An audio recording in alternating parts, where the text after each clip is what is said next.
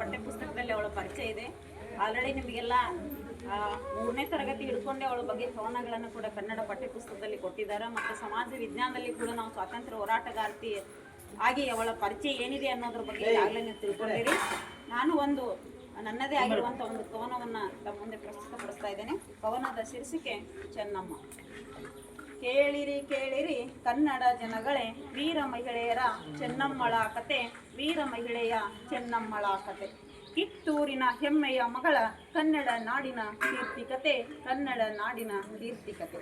ಸೇನೆಯ ಕಟ್ಟಿ ನಾಡನ್ನು ಬೆಳೆಸಿ, ಪ್ರೀತಿಯ ಸಾಹಸ ಜನರೊಳು ಬಿತ್ತಿ, ಪ್ರೀತಿಯ ಸಾಹಸ ಜನರೊಳು ಬಿತ್ತಿ, ಸಂಗೊಳ್ಳಿ ರಾಯಣ್ಣನಂತಹ ಬಂಟರ ಜೊತೆಯಲ್ಲಿ ನಿಷ್ಠ ಬಲದಿಂದಿದ್ದಳು, ನಿಷ್ಠ ಬಲದಿಂದಿದ್ದಳು.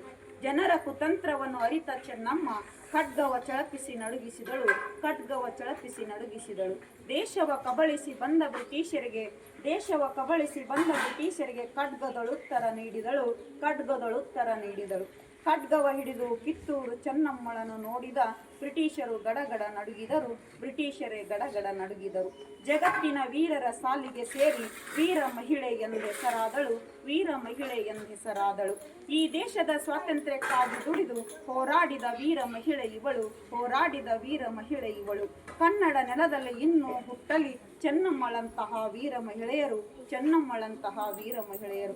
ಕೆಟ್ಟ ಜನರ ಮೋಸವನರಿಯದೆ, ಕೆಟ್ಟ ಜನರ ಮೋಸವನರಿಯದೆ ಕೊನೆ ಉಸಿರೆಳೆದಳು ಯುದ್ಧದಲ್ಲಿ, ಕೊನೆ ಉಸಿರೆಳೆದಳು ಯುದ್ಧದಲ್ಲಿ. ಕನ್ನಡ ಮಣ್ಣಿನ ಕಣಕಣ ಸಾರಲಿ, ಕನ್ನಡ ಮಣ್ಣಿನ ಕಣಕಣ ಸಾರಲಿ, ಕನ್ನಡ ವೀರ ಮಹಿಳೆಯ ಕಥೆಯಲ್ಲಿ, ಕನ್ನಡ ವೀರ ಮಹಿಳೆಯ ಕಥೆಯಲ್ಲಿ.